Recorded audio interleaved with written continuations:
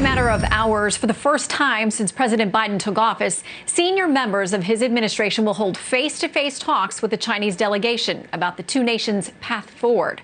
The Wall Street Journal reporting tonight that China plans to ask the U.S. to roll back Trump policies in Alaska meeting, specifically dropping the sanctions and restrictions on Chinese entities and individuals put into place by the Trump administration. Let's bring in Republican Senator from Arkansas, Tom Cotton, to talk about what he's watching for at the summit. Senator, welcome back. Good to have you.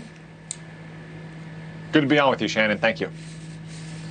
So the Wall Street Journal article also quotes Daniel Russell, former Obama State Department official, saying this: China feels that it has the wind at its back, that the East is rising and the West is fading, and that's how they come to the table. Senator, what do you think? Well, if that's their attitude, we need to disabuse them of that attitude at the summit in Alaska. I hope we roll out the unwelcome mat and send them home very disappointed if they're looking for relief from tariffs and sanctions and some of the other policies that were put in place over the last 4 years to confront China and punish them for their depredations against America's interests. If, however, the Biden administration agrees to start rolling back some of those sanctions, to start removing some of those tariffs, we will know that Joe Biden and the Democrats want to go back to business as usual against our #1 competitor in the world, a country that is responsible for stealing millions of American jobs and threatening our national security and oppressing and persecuting their own people.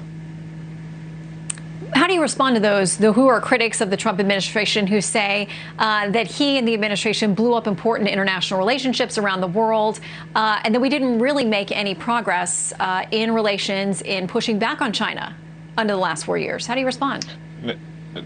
Well, that's not the case at all. If anything, President Trump helped realign the political consensus in America to recognize China is a serious and grave threat. And then around the world, we have so many partners who want to work with us, Shannon, and have been grateful that America has finally gotten more aggressive in confronting China.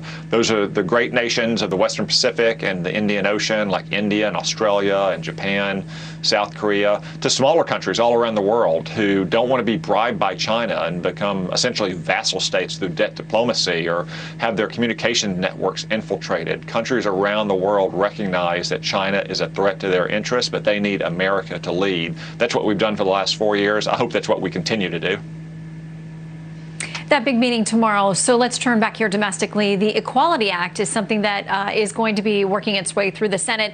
And there's been a lot of back and forth on this. If you question it, then you are a bigot and that you are undermining and supporting discrimination against the LGBTQ community. The Washington Post says this: the Equality Act matches Americans' fast-moving rejection of discrimination based on gender identity and sexual orientation. More than 6 in 10 Americans say business owners should not be allowed to refuse services to LGBTQ people on the basis of religion. Is that an accurate portrayal of the Equality Act as you see it? No, Shannon, this is a radical proposal. Of course, Americans think that everyone should be treated with dignity and respect, but they also want to respect the religious freedom of all Americans, and they want to uphold what until just yesterday seemed to be pretty common sense notions. Look, more than 20% of the largest charities in America are faith-based. More than $1 trillion of social goods are performed by those charities. But the Equality Act would threaten them all. Just to give you a few examples, Shannon, if you run a battered women's shelter and a man shows up and said he wants to be admitted in there to a place where women are hiding from abusive, violent boyfriends and husbands, you might be sued. You might lose your government contracts. Or churches and Christian schools and hospitals, again, could lose their tax-exempt status or be sued by Joe Biden's Department of Justice. Or, if you want a farcical but very real example, notorious Democratic mega donor and serial sexual predator Harvey Weinstein could transition to being a woman tomorrow, and the Equality Act would require the government to put him in a women's prison. This is the height of folly. We need to respect the rights of all Americans while continuing to treat all Americans with dignity and respect, but we shouldn't impose these kind of radical laws on our society. That debate continues. Meanwhile, quickly, we reported a little bit earlier about this back and forth with the climate czar, former Secretary John Kerry, being photographed by a passenger on a commercial flight today with his mask off. Mr. Kerry says it would have been only momentarily. This passenger says, no, it was at least 5 minutes. We're being asked, all of us as Americans, to do things that feel inconvenient sometimes and aren't exactly what we want to do. But again and again, we have leaders who are out there maybe not obeying the same rules. Well, I guess we can say it's better that John Kerry finally decided to fly commercial as opposed to jetting around in Gulf Streams all over the world while he's trying to supposedly solve the climate crisis, Shannon. But yes, leaders should try to set a good example if they're going to impose rules on the American people. They try to follow those rules as well.